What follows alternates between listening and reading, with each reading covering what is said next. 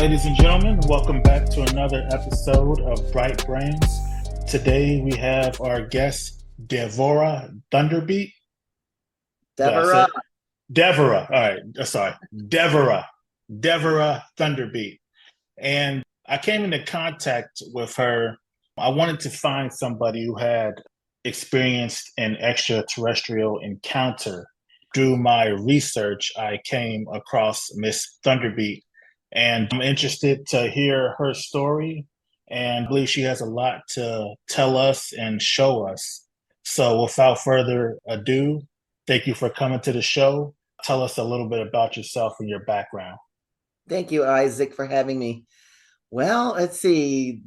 I'm a musician, composer, sound healer, actually a pioneer in sound healing. I've been doing it since the 90s with the sessions. I've got like 14 solo CDs out. They're all activational, all world music because I travel around the world and I come back and write a CD like the Mayan lands, the Egyptian lands, and cosmic lands. um, so, and I also do so many things. I would be a long time to say on my website, you can check that out 22 DNA activations, which is from the keys of Enoch, the what they took out of the Bible, which they didn't want anybody to know that information. So it's to help you remember who you are and why you are here on the planet. So very cool stuff. Very honored to do that work. And yes, I've had ET encounters since the age of 4. Hmm. The first one was, yeah, I've had many. All right. My star family came to me. All of them were extremely beautiful and positive. And that's why I wrote the book, because all this doom and gloom that all people tell you about, the ETs and the aliens and all that is, so negative. And it's like, no, they are more loving than we are on this planet. At least the ones I've met, and I've met many. So when I was 4, I was playing in the driveway. I'm from upstate New York, so it was broad daylight, playing in the driveway, and a ship came over. It was cloaked in a cloud. Okay, I call it a cloud ship, and more people now are talking about things like this. This was decades ago, when I was 4. So I was cloaked in a cloud, and it pulled me up. And as it was pulling me up, my mom ran out of the house trying to catch me, and they pulled her up too. So yeah, so that's where it all began. And I remember I didn't remember everything. I remember coming back, and when I came back, I was in the air, and I was actually tumbling in slow motion in the air. And I'm like looking at the driveway, going, "Oh no, I'm going to hit my head on the driveway. I'm going to hurt myself. I need to land on my hands." And as soon as I said that, I flipped around, landed on my hands. My cat was there, and my cat jumped 10 feet in the air. So I must have like came out of nowhere. And my mother then runs out of the house. She goes, "Where have you been?" Okay, so they brought her back, and she goes, "Where have you been? I was looking all over for you. I was ready to call the police because I couldn't find you." So I wondered about that all my life, of what really, really happened, because I didn't remember everything. And so I finally had a session. This was in like 2005 or 6. It was 2005. I had a session with Dolores Cannon. A lot of people know who Dolores Cannon is. She does the QHHT, past life things. And well, I had a regression with her, and I found out uh, actually a few of my missing time sessions, because a lot of people have missing time, and sometimes they don't even realize it.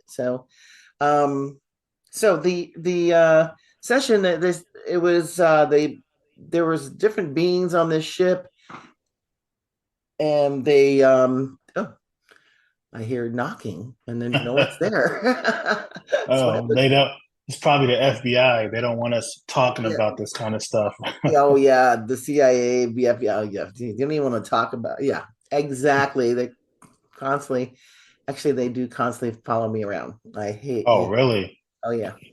All right, Dan. Well, we can talk about that a little bit later. But so I want to, you said you had missing time and you met a woman who helped you recover those memories. Yes. All right. So what did you recover? Okay. Well, that first 4 year old, when I was 4 years old, they put me on a table. This is during the session, and I they rolled me down this hallway, and there was like many rooms. It was, but the doors were open. They were all lit up with different colors. Every room was a different color. So then they put me into a room and they shined golden light onto me and they called me a name. They said, "Your name is Flying Eagle with many wings." And I'm like, after the session, I'm going, that sounds Native American. I'm half Native American. I go, that sounds very Native American. So I asked my uncle, he's a shaman, Native Choctaw.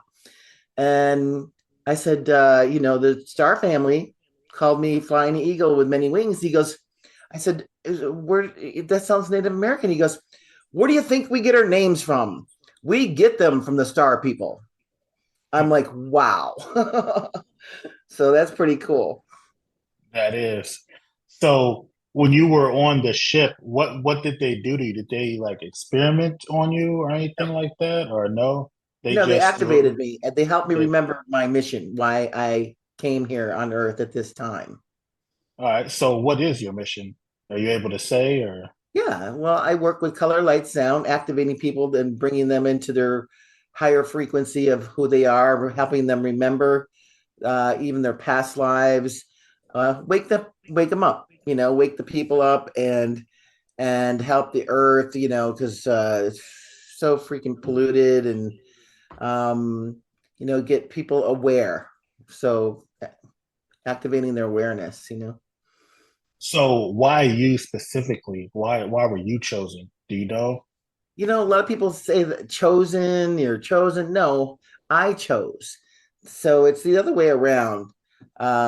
You choose your mission when you come here. Everyone does. It's like, oh, okay, I want to, fix a past life. Whoever, we've had many lives. Let's put it that way. So I want to work on this karmic stuff, or I want to work on this mission when I'm down there this lifetime. Many missions, that you could have. So I volunteered to come and help at this time because people need help of all these transitions from the dark to the light that's going on. So are we all like constantly reincarnating? Yes. Yeah. Is there like I know I forget which religion it is. I don't know if it's Hinduism or Buddhism, but they say that the goal is to reach nirvana so you can break the cycle. Is there any truth to that? Are we here Yes. to like try? Yeah. So can you explain a little bit about how this process works and how do we go about breaking this cycle? Well, that's another thing of your choice of waking up and raising your frequency, which I help people do. And we don't just visit Earth, we go to many planets. At least I know that I have many star systems, many planets. Um, so it's not just Earth. But yeah, when we reach clear yourself of into enlightenment, nirvana, it means that you have just blessed everything that you experience. You are, compassion, you understanding, love. Love is the key. I mean, Hmm. the answers are not complicated. It's simple. Love, compassion, understanding, you know. Hmm. So what is sound healing and how do you go about how do you heal people via sound? Okay, well, it has to be a personal session because of sound. I go through the chakras. So I each chakra has a purpose, and a actually each chakra is an awareness. Um, so the seven colors of the rainbow. So I work with color, light, sound, not just sound. I use activational keys, notes for each chakra. So I lay the person down and I use tuning forks and sound, like some of my music and stuff like that. My chakra CD, um, which is voted number one in the country, USA. With and I'm number one. I don't know if I ever heard of Monroe Institute. No, I have not. Semisync. Some people, it's huge. They're worldwide. I'm number one with them for the last 15 years for sound healing, using sound to help people. It doesn't just heal you; it helps you your awareness expand. Now, it's hard to explain awareness because unless you experience it, you don't understand it. So, but you go like everybody comes out of the session, they release a lot of old stuff, and they some people cry, they don't know why they cried, they're releasing old stuff, like as in situations in their life that sometimes they don't remember, they bury them very very deep inside their soul and their subconscious. And so I pretty much use each key, go through each chakra. It takes about an hour, and then I get downloaded in knowledge and information for them, and messages for them from their spirit guides. So, and I just relay that, and most people go, "Oh my God, I feel so much clearer, I'm lighter, happier," So That's awesome. So, out of all the encounters you had, the extraterrestrials that you met, are they all the same race or species, or have you met like different kind? I guess what I'm asking, are they all the same group of aliens? Or are there more than one no, group? No. yes, So, yes. There's one group. I met many. I found out I met the Andromedans, Syrians, the bird beings. Um, I have met. Oh my God! In my book, I have to look at my book. I've read, met over a dozen different species from different planets, and um, I don't know. You know, I was there, I guess, there at the right moment, or actually, it's like, for instance, all the stories are in my book. There's so many. Like, for instance, I would go to UFO conferences, and I would it had a table with crystals and my music and all this for sale. And I would meet these people that I go, "Oh my God, I know you. Where do I know you from?" And I find out they're actually ETs. And they mm, do. They go to the UFO conferences because those people are, when they go to these conferences, they're looking and searching. So they show up, but they look human. See, that's the thing. They look human, but their awareness is like, they can actually like look at you and see like right inside of you. It's that's an awareness. So it's amazing. Um, the best way I can explain. And they're very loving, um, very compassionate, and very extremely intelligent. And it's not like, there's no evil there. There's no, evil agenda. At least the ones I have met. Now I have met Grays on that I guess I wasn't supposed to. But it's a really cool story. It's in my book too. My book's called Look Up: My Encounters with ETs and Angels. But I was in the Mayan lands, and on March 21st, which is the spring equinox, and there's like 5,000 people that show up, because what happens at the Chichen Itza is the sun hits the temple, the pyramid, and it activates, or it shows the dragon, I guess you could say. I call it the dragon. From the shadow of the dragon actually comes alive on March 21st on the spring equinox. So thousands of people come from all over the world. So when it was the first time I was there, it was in 1998, and they blocked the pyramid off.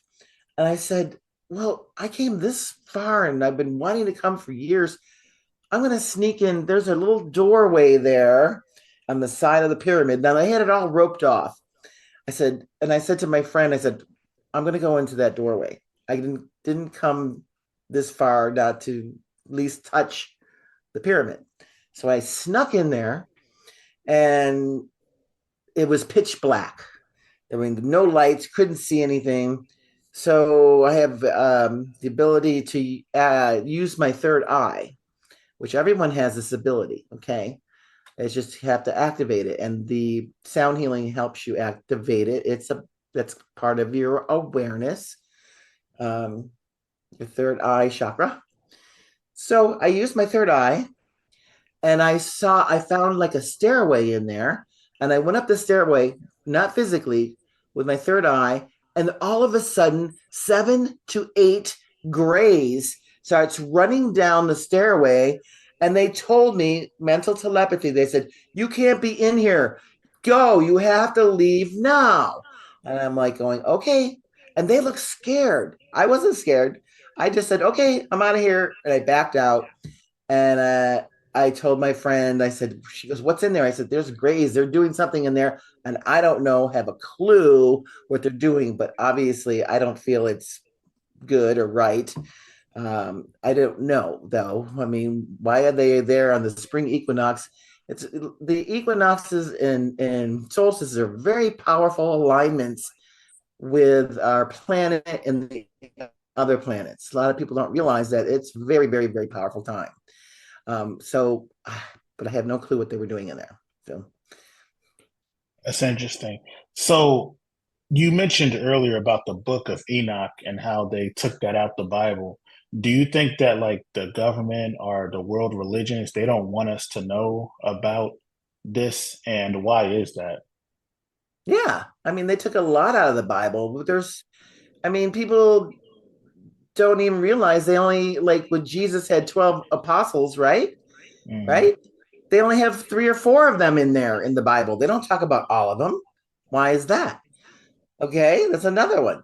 But the keys, Book of Enoch, yeah, they took it out. They just said, "Oh, this is too much information for the people," um, and they didn't want them to know because it talked about Enoch going up into the heavens, into the stars, with I don't know how he mentions it, but I think family or God, and he was in the rotating ships, but he didn't say the word ships. These rotating wheels um, that he was flying in. So they don't. No, they didn't want us to know any of that. So sad. But why are they like afraid of us like awakening?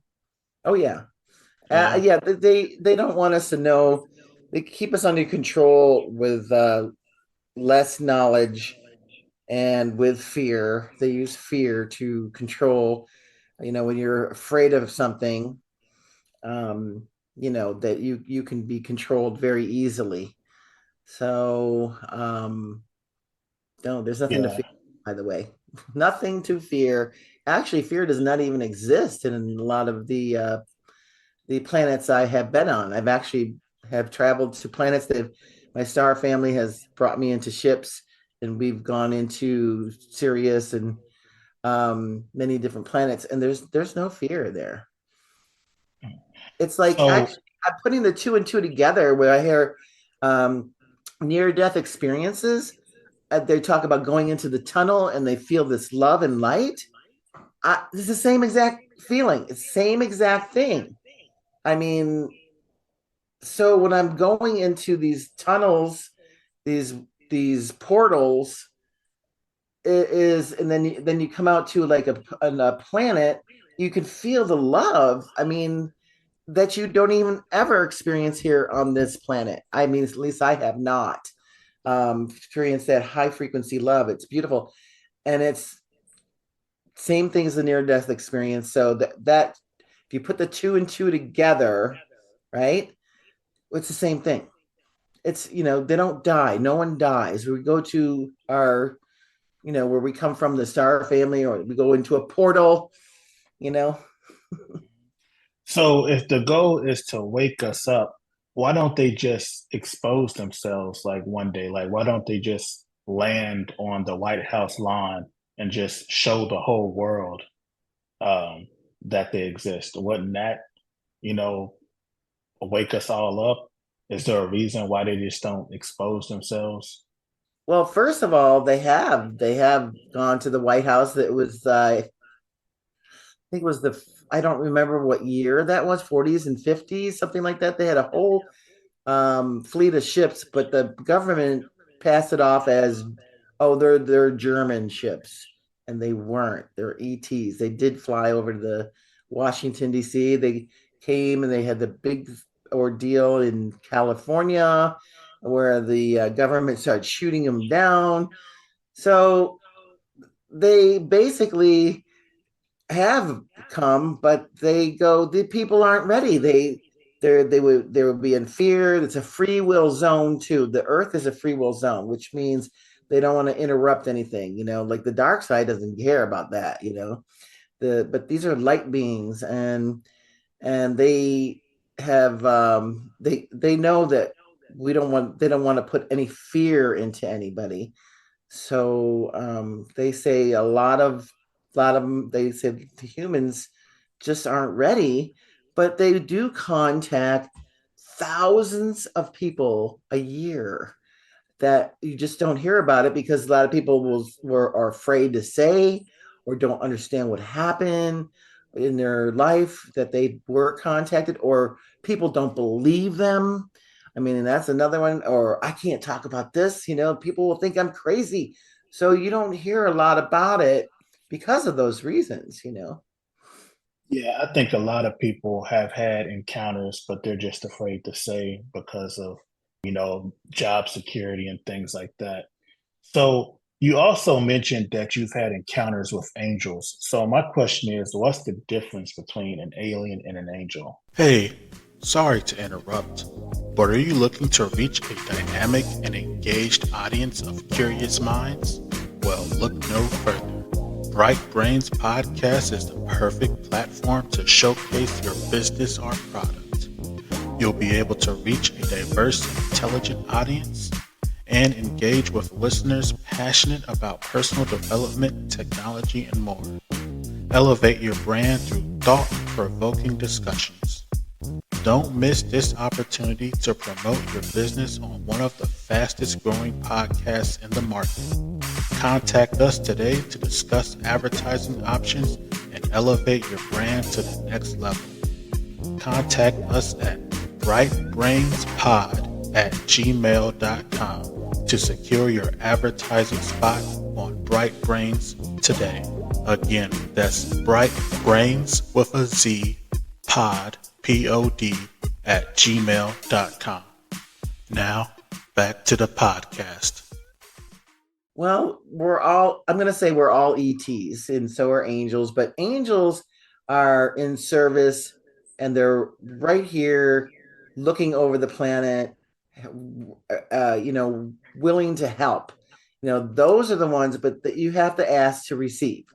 I'm not getting religious here. But like Jesus says, ask and you shall receive. That's what he's talking about. He's talking about the knowledge. He's talking about the angels. Connecting, and otherwise they don't interfere unless it's an extreme emergency. So they're right here. They're right here. I mean, you just ask, Archangel Gabriel, I need some help with this or this and that. So how I first met an angel, Archangel Gabriel, actually, I met. I was overnight in the Great Pyramid of Egypt. Overnight, and I just finished a ceremony with my drums. I played drums all my life. Um, and he comes in. I really didn't see him. I heard him more than the song, but felt his presence. And he announced himself. And he goes, color, light, sound. 7 is the sacred number. 7 is the sacred number. Color, light, sound. 7 is the sacred number. Over and over and over again, he kept saying this. And I'm saying, this is in 1997 when I first encountered him. And I said, oh, he's talking about the chakras, the seven colors of the rainbow.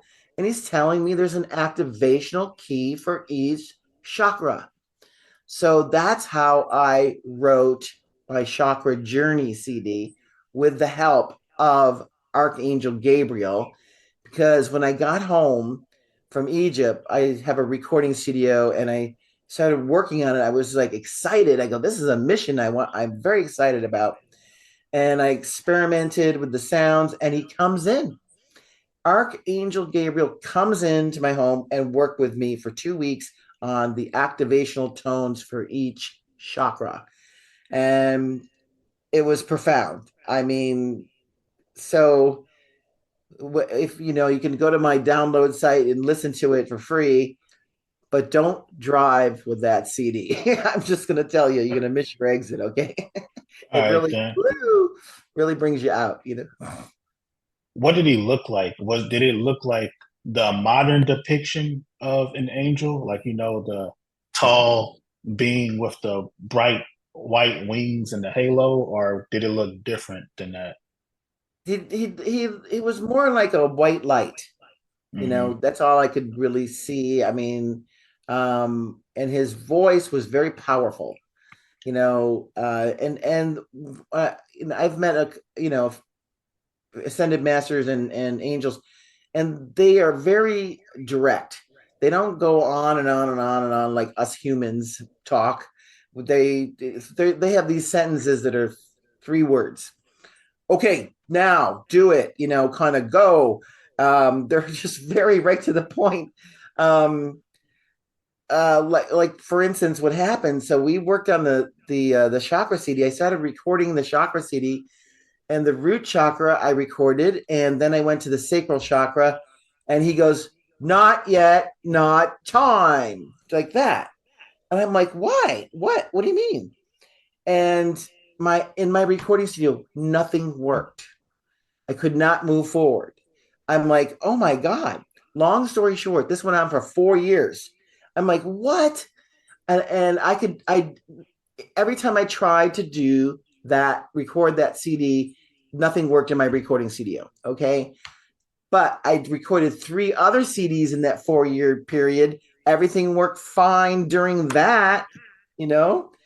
And I'm like, okay, so what's this all about? Then 9/11 happens. Oh. The day after 9/11, when the Twin Towers fell in New York City, he comes in the next day. He goes, okay, it's time now to do the chakra CD. And I'm like, what? Why did he taught me about timing for the planet? So that's what I got from that, because it's the CD is extremely healing, and it releases stress, fear, anxiety, pain, actual pain. And I guess it was needed then more so than before. So it was an honor. So, but he was more of a bright light. It was more of a bright light, and his presence was very powerful. That's the best way I can describe it. So, how have these encounters impacted your beliefs in spiritual practices? Well, it's enhanced them of awareness, of understanding. Um, so that is basically, they've almost been like my guides. Like with the chakra journey, I got, like I said, 14 CDs out, but the chakra journey, I remember I did a chakra poster. I don't know if you could see it on Yeah, I think it's behind you. That though that's a I think I. different that's another one. But Mm. well, it's probably too big to show right here, but anyway, it's with Kuan Yin. Yeah, it's kind of hard to see. Oh yeah, I see it. Yeah. Yeah, so I did this informational chakra poster, and then and the point is, then I did a color light sound DVD, right? And right after I finished the DVD, I'm in my recording studio going, I'm by myself going, okay, the DVD is done, and, and Spirit comes in, he goes, now write the book. And I'm like, what? What book? They said the chakra book. I actually argued with Spirit. I said, There's 52 million chakra books out there, and he goes. It was either Archangel Gabriel or Thoth, because he's one of my guides also. I think it was, yeah, okay, they're saying Thoth because he's a scribe, he's a Mhm. writer. And he goes, your book, he goes, write the book, it will complete your package, plus is you're going to have new information in this book. I said, really? So how am I going to get that? So they downloaded me while I was writing the book, started writing the book. And actually, I started writing workshops right before that. So I started there with the knowledge of the chakras and everything. So the started writing the book, and it came in and downloaded me more information, like the planets that align with each chakra. I mean, that's not in any books that I know of. Animal totems for each chakra, very important. A lot of different knowledge about the chakras, I guess, that hasn't been spoken. And I said, thank you so much. It's awesome. So I never thought I was going to write a book. I'm a musician all my life. So, Mhm. I was like, books are very different than music. Yeah. That's for sure. All right. So you earlier you mentioned that you have had like FBI or CIA like kind of watch you or anything like that. Is that something you feel comfortable like talking about or anything? Yeah, I mean, they're constantly, I mean, following me around. They're wondering what I'm doing. They want to put me in fear, so I lower my vibration and slow my mission down. I know what they're doing, and I just got to keep going. I just got to, learn how to ignore that. And I've actually, called the police many times, but they don't do anything. They, Yeah. they said you have to have major proof, and how much proof can you get? I mean, you take pictures of them and tell them this person's following me around, but they don't do anything. They don't help you at all. Sad. Yeah. So I don't know. I basically I send them love. These people that are, I don't know, some of them are not even human, Yeah. seriously, but I send them love. And you know what happens when I send them love? What happens? Makes them sick. Hmm. Isn't that interesting? They can't That handle love. is. They can't handle it. And then they get pissed off because they get sick. Yeah. Like I'm doing something bad to them when they don't realize I'm just sending them love. They think I'm sending them maybe, something harmful, you know, and it's not. It's love. So when you say they're not human, do you think they're another species of aliens, or maybe something like robotic, or some other kind of entity that's none of the above? Yeah. Actually, I have wasn't prepared, but I have a picture of one. Yeah, I really feel they're what they talk about in the Bible, the Archons.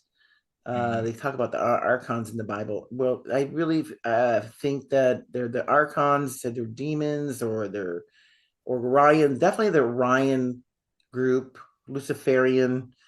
Um, Definitely, that's and the reptilians. They're all work together as one.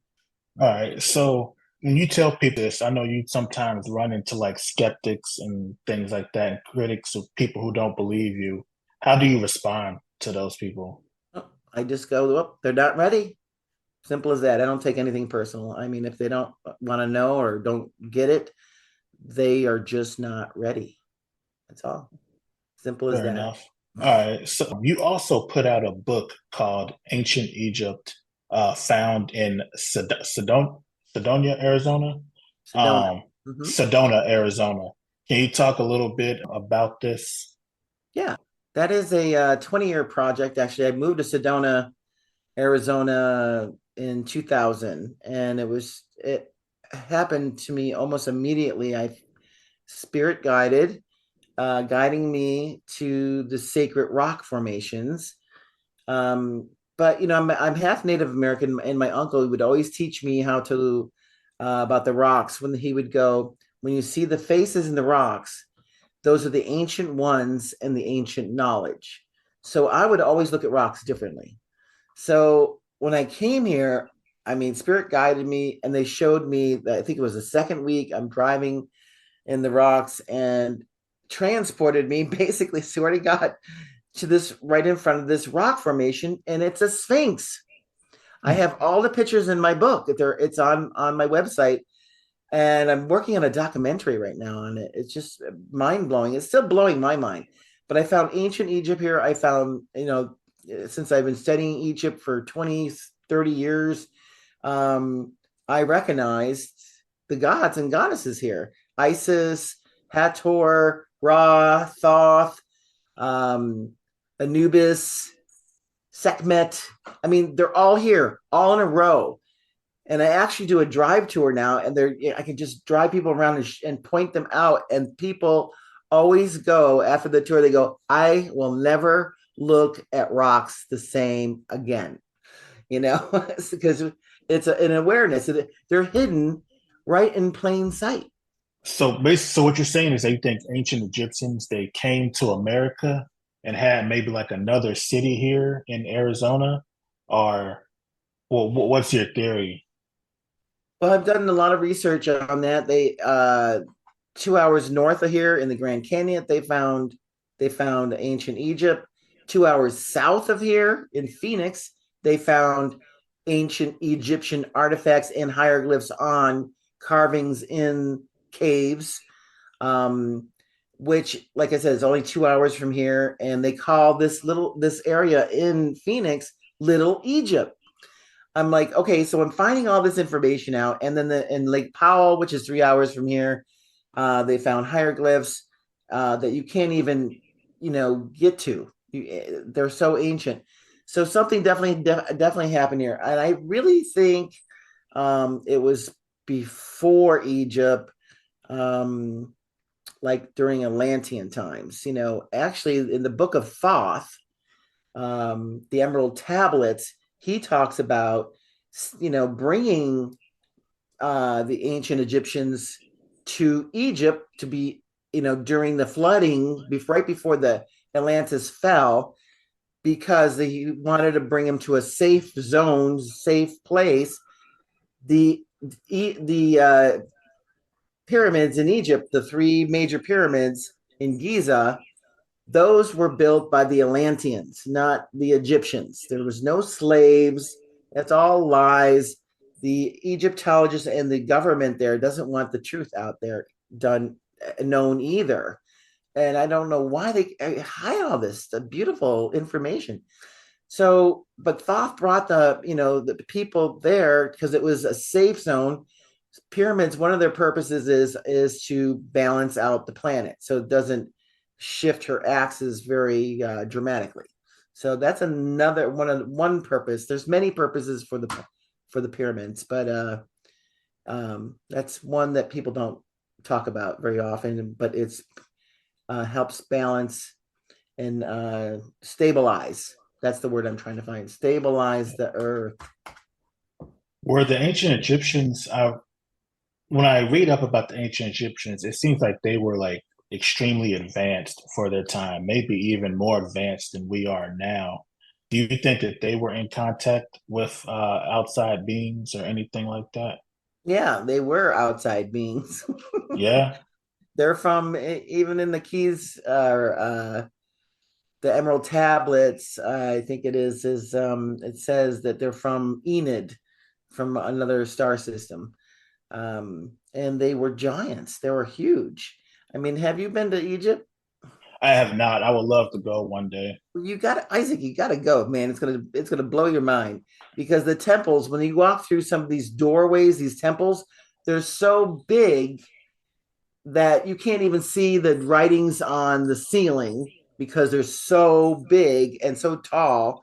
And I'm going, when I first went there the first time in 1997, I said, why would they build something like you can't even see these doorways and all these beautiful writings unless you were, and they're unless you were a giant, and then I found out later they were, but they want to keep that hush hush too. And then we're talking the ancient Egyptians, not the pharaohs, not the kings, not the queens. I'm talking about the what they call the gods and goddesses, which they didn't call themselves gods and goddesses. The people did. So, talking about the spiritual practices, we kind of touched on a lot of aspects like, reincarnation, the chakras, and things like that. What I've noticed is, these things kind of belong to different religions, like the chakras, kind of like to the Hindu religion. Reincarnation is kind of like the Buddhist religion. Then we talk about angels, which that's like Christianity and Islam. So my question is all this stuff, is it really just like one religion? And like maybe we've kind of got it confused and separated it into multiple religions? Is there like one kind of true religion that we're missing or anything like that? Or Well, it's not religion, it's a knowledge. That's knowledge? what All right. the Hindus as one of the oldest religions that they on the planet that we remember or know of. And they do talk about the chakras, but they even say that the chakra knowledge is over 10,000 years old. It's, and these people, it's which I laugh at. These people go, oh, that new age foo-foo stuff. I said, what? It's not new age. This is 10,000 years old knowledge, and healing and information. And it's very frustrating at times for some people but like I said, it all depends on their time to wake up. So, everybody will get there eventually, I say. But the religion, it's not a religion. I actually thought the ETs always said that they've told me it was so funny. They told me, they go, yeah, we come down there and give the humans knowledge, and they turn it into a religion.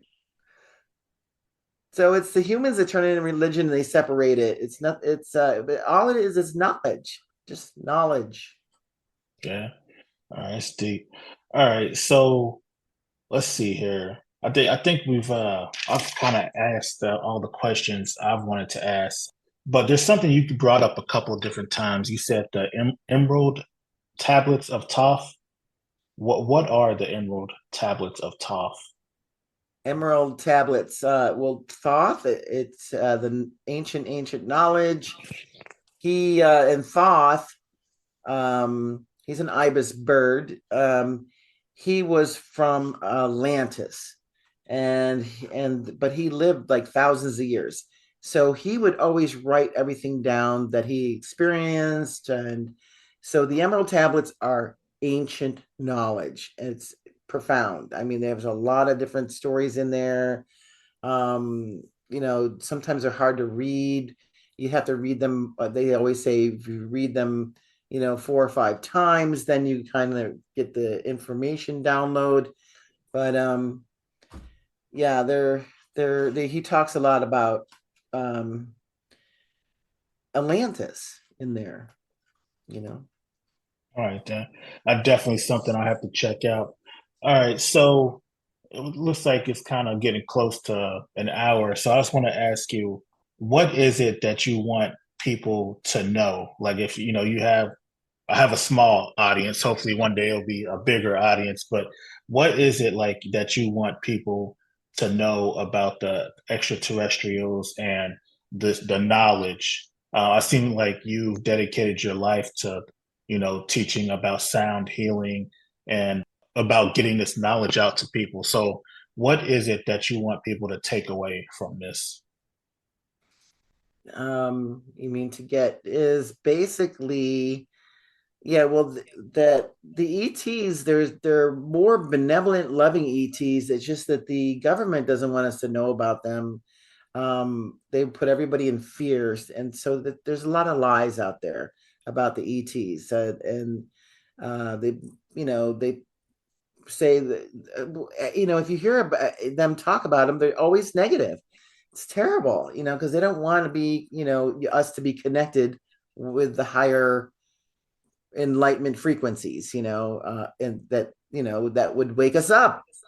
and they couldn't control us then. So that is my mission, to talk about the loving, beautiful ETs that is our star family. We're all connected, and the music helps you. The music that I write helps you actually activate you and wakes you up in other realms. I've had people tell me, wow, when I listen to your Mayan CD, I start going into like remembering a past life. And I'm going, oh, a Mayan past life? No, a whole different thing. So it's the activational tones that brings you into memory, helps you remember who you are, why you're here. And I do those sessions, the 22, helping people, create. If anybody wants to go to my website, thunderbeat.com, you could put a little tag up there, and you can read all about the 22 DNA. And if you come to Sedona, I'll give you a drive tour and show you the ancient ones and the rocks. Awesome. Definitely something I might have to check out. Something that just popped in my mind, though, actually. Have you ever heard this theory? I believe it's called like 432 hertz. That's like a type of frequency that like kind of awakens the soul. And from what I've heard, they say that the music industry, the mainstream music industry, they make sure that all the music is at a different frequency than the 432 hertz, and that's to kind of keep us asleep and keep us depressed. Have you heard anything like that before? Oh, yeah. What's your take on? Yeah, what's your take Oh, on yeah, that? yeah. The 440 is what they use, and they've used that. They changed it from 432. 432 is Pythagorean. It's a very ancient knowledge. If you look up Pythagorean, he was the one who developed the seven keys, the seven notes, and all in a 432 hertz. And and those are the tuning forks I use. Pythagorean, the real 432, not 440. 440, it's not as precise with your attunement of who you are. That's the best way I can explain it. And yeah, the industry, they'll use certain frequencies to keep you down. You think you're partying and dancing, but they probably put subliminal stuff in there, I'm sure. I mean, they took out the church, Roman Catholic Church, they banned the key of F. They said that's demonic. The key of F. Do you know the key of F is? Your heart. Your heart chakra, your heart, your love, your heart. The church says this is demonic. We take that key out. Don't ever play that key in the church again. What? Interesting. Isn't that mind blowing? It blows my mind. I'm like, but yeah. Yeah. The more and more I learn, it kind of seems like there's a whole conspiracy of like, governments and religions trying to keep people asleep. But this has been a great conversation. I've learned a lot, and pretty sure my audience will too. Before I go, just let the people know where they can find you. I think you've already said it, but just, say it again, your website and also your books and things like that. Yeah, you can go to my website, thunderbeat.com, and then there's you can see all my books, my music, and if you want to download my music, you can click on on my website. It says download music. Just click on that. Otherwise, if you want to remember, my download site is SiriusStargate.com. And like I said, you can listen to all my music for free. And then whatever you like, you can download it. I even have an audio book on there for my my ET encounters and angel encounters as an audio book on my download page. It's pretty cool. Awesome. All right, then. This has been a great conversation. Thank you for your time. Appreciate it. All right. Thank you, Isaac. No problem. Take care. All right. Bye-bye. All right, that's a wrap. Thank you for joining us for another enlightening conversation here on Bright Brains. I hope you've gained valuable insights and inspiration to fuel your own bright ideas. If you enjoyed today's episode, don't forget to like and subscribe, rate, and leave a review on your favorite podcast platform or however else you listen to this podcast. Also, we can be found on all major social media. Just type in Bright Brains with a Z. And remember, the brightest minds are those that never stop seeking knowledge.